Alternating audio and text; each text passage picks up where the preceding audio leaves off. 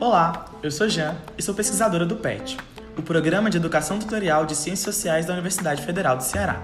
E este é mais um episódio da nossa série de podcasts preparatórios para o mestrado em Antropologia associado à UFC e à Unilab.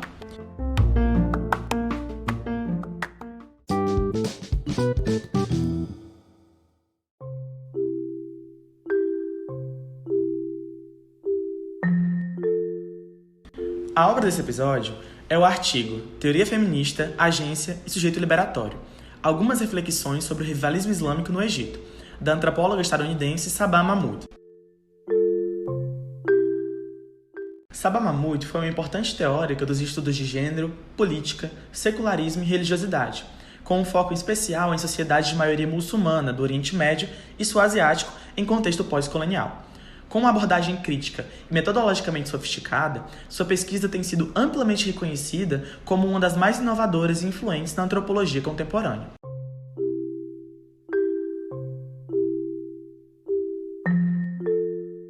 Um dos elementos importantes para pensar a produção acadêmica de Sabah é o ataque às Torres Gêmeas, do 11 de setembro, que inaugurou precedentes para o que ficou conhecido como Guerra ao Terror, articulada pelo então presidente dos Estados Unidos, George Bush. Para além da caça aos supostos responsáveis pelo atentado, a guerra contra o terrorismo possibilitou o controle militar, político e econômico dos países do mundo muçulmano, postura essa que Mahmoud considerou um dos maiores projetos imperialistas do nosso tempo. Mahmoud é diretamente influenciada pelo antropólogo estadunidense Talal Assad, com quem compartilha as bases de seu pensamento, métodos de pesquisa, seus principais debates sobre religião e suas intersecções com a política e o poder. Nesta obra, a autora estabelece um frutífero debate com o filósofo francês Michel Foucault e com a filósofa estadunidense Judith Butler, acerca das teorias de poder, sujeito e agência. Pois ela é essencial para entendermos o telos desse ensaio, já que sustenta o alicerce sobre o qual a antropóloga constrói a sua crítica e a sua proposta. Mahmoud nos lembra que, para Foucault, o sujeito não precede as relações de poder, como uma consciência individualizada, mas ele é produzido através dessas relações. De forma paradoxal, os mesmos processos que produzem e mantêm as relações de dominação e controle e que garantem a subordinação do sujeito são os mesmos que o transformam e criam uma identidade e uma agência autoconsciente. Desse modo, a agência não pode ser entendida apenas como uma relação de resistência às estruturas de poder, e sim como uma capacidade para a ação criada e propiciada por relações de subordinação específica. Atualizando o conceito Foucaultiano de sujeito para construir a sua teoria da performatividade e agência, Judith Butler afirma que a estabilidade das normas sociais se assenta na sua reprodução, mas como essa reprodução é sempre performática, ela permite a ressignificação e reapropriação dessas normas pelo sujeito, segundo seus próprios interesses.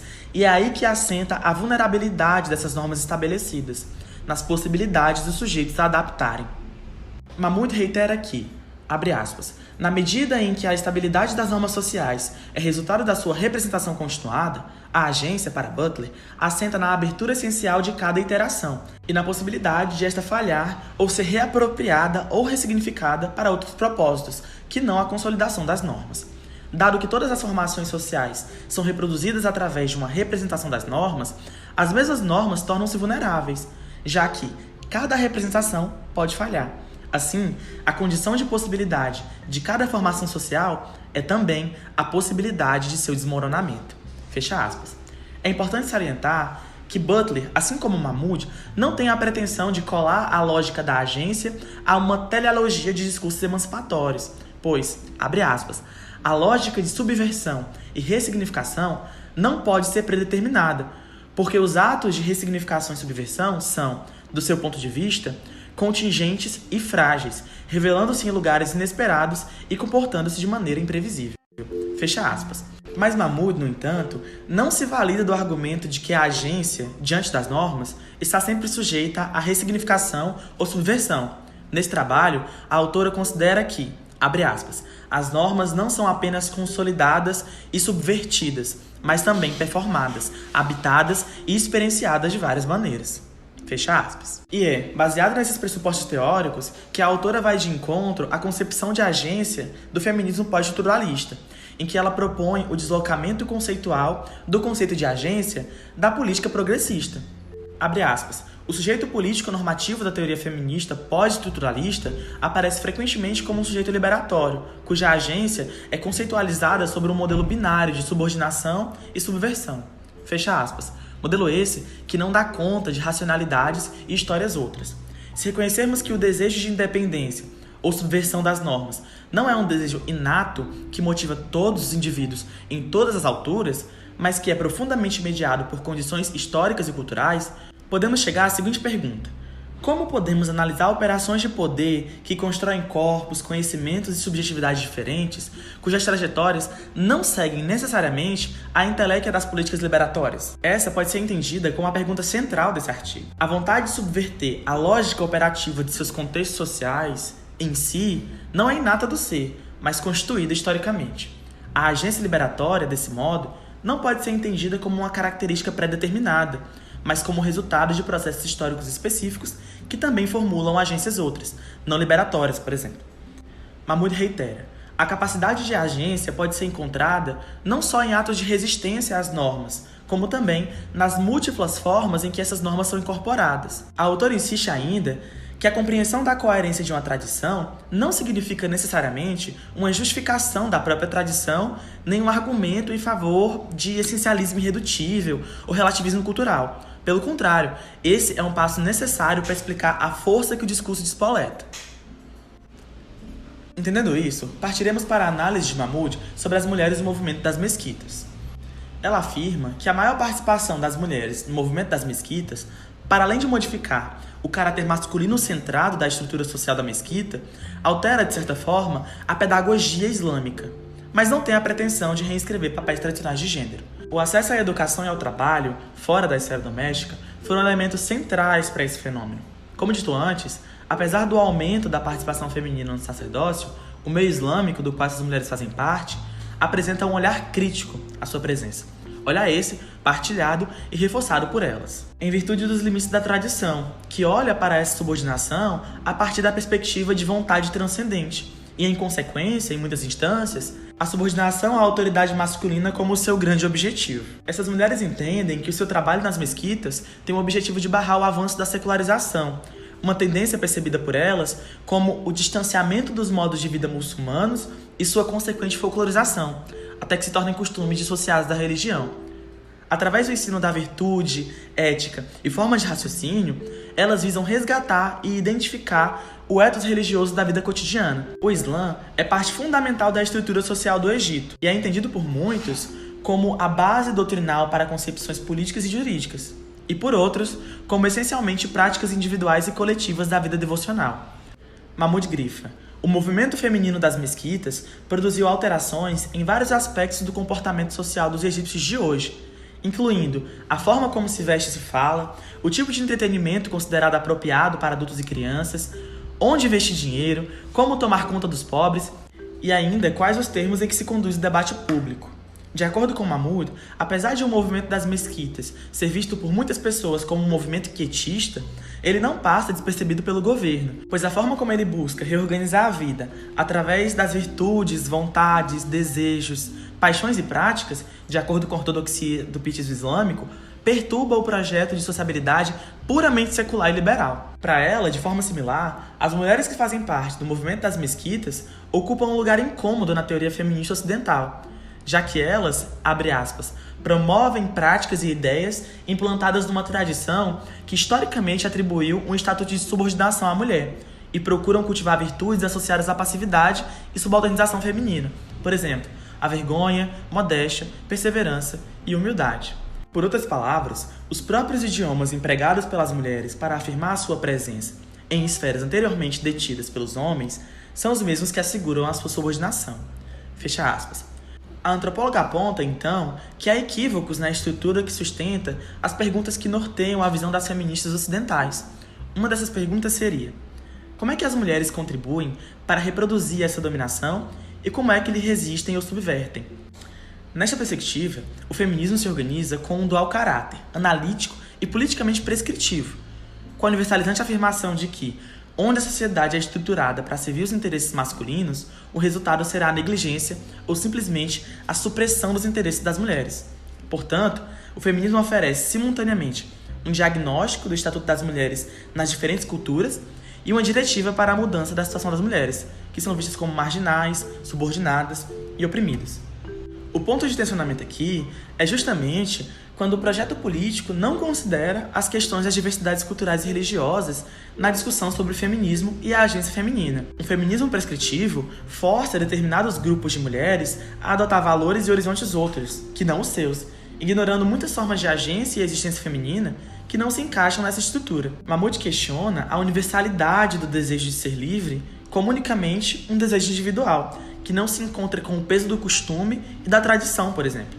Nesse sentido, ela afirma que as normas não são apenas uma imposição social no sujeito, mas constituem a sua própria substância de sua interioridade, valorizada e íntima. O debate sobre a virtude da modéstia feminina no Islã é um dos exemplos disso. Virtude essa muito admirada e valorizada pelos egípcios muçulmanos, ela afirma. O debate se dá por dois lados. A maioria das mulheres do movimento das mesquitas de um e os escritores secularistas de outro. As mulheres afirmam que o uso do véu é um componente indispensável para o cumprimento da virtude da modéstia, porque ele exprime a verdadeira modéstia e a forma pela qual ela é adquirida. Elas constroem, portanto, uma relação tal entre a norma, que é a modéstia, e a sua tradição prática, que é o véu, que o corpo coberto com o véu se transforma no meio necessário através do qual a modéstia é criada e simultaneamente exprimida. Em discordância, os escritores secularistas argumentam que a modéstia é uma virtude como qualquer outro atributo humano e não necessita do uso do véu para se concretizar. Esses autores se opõem ao uso do véu como sendo investido de uma importância que acaba por ser irrelevante para o julgamento sobre a modéstia feminina. Se opõem ao uso do véu, mas não se opõem à virtude da modéstia. Mahmoud afirma que, abre aspas, apesar de o pietismo poder ser alcançado através de práticas de caráter tanto devocional como mundano, é necessário mais do que mera performance de atos. O pietismo também implica a inculcação de autênticos dispositivos através de um treino simultâneo do corpo, das emoções e da racionalidade, até o ponto em que essas virtudes religiosas adquirissem o estatuto de hábitos incorporados. Fecha aspas. A antropóloga afirma que uma característica importante desse programa de autocultivação é que os atos corporais, tal como o uso do véu, não servem como máscaras manipuláveis, destacáveis, de um self essencial e interiorizado na dinâmica da vida pública. Pelo contrário, são marcadores críticos do pietismo e também os meios iniludíveis através dos quais uma pessoa treina para se tornar devota. O uso do véu, servindo inicialmente como método de autocontrole em relação ao atributo da timidez, é simultaneamente integral à prática da timidez. Uma mulher não pode simplesmente descartar o véu uma vez desenvolvida a postura da modéstia, porque o véu é em si definitório dessa postura. Esse é um aspecto crucial do programa disciplinar procurado pelas participantes do movimento das mesquitas, e cujo significado é elidido quando entendido apenas em termos do seu valor simbólico, enquanto marcador da subordinação da mulher e da identidade islâmica. Mahmoud aponta que o debate sobre o uso do véu é apenas um, dentre vários outros, no contexto egípcio da disputa política e religiosa entre islamistas e secularistas, ou mesmo entre islamistas de tendências diferentes. Abre aspas. Os aspectos mais interessantes desse debate encontram-se não tanto no fato de a norma da modéstia ser subvertida ou representada, mas nas formas radicalmente distintas em que essa norma é supostamente incorporada e vivida. Nesse sentido, cada ponto de vista propõe uma conceitualização bastante diferenciada acerca da relação entre o comportamento incorporado e a virtude ou a norma da modéstia. Para os petistas, o comportamento corporal é o fator fundamental para o próprio cumprimento da norma. Para os seus opositores, trata-se de um elemento contingente e desnecessário para a persecução da modéstia. Fecha aspas. A autora nos faz alguns questionamentos instigadores para pensarmos sobre esses fatos. Por exemplo, como podemos analisar o esforço realizado pelo corpo nessas diferentes conceitualizações da norma?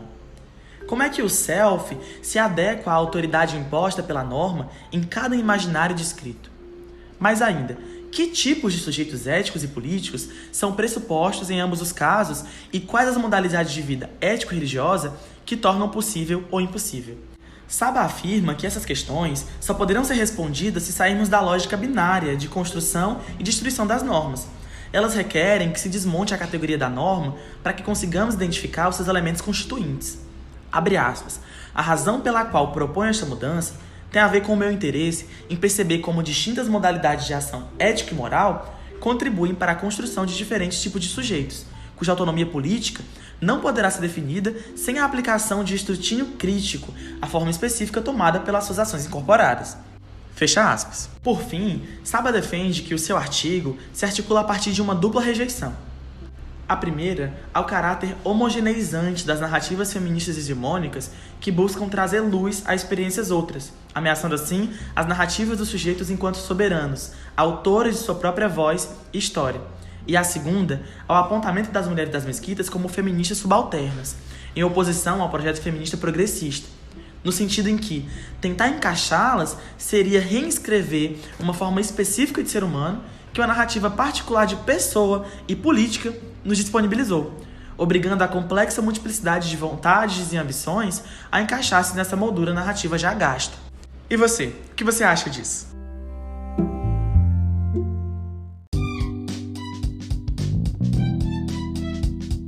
Além dos podcasts, vale também conferir a nossa revista eletrônica, Haveres, uma realização dos e das discentes do curso de graduação em Ciências Sociais da UFC, vinculada ao PET.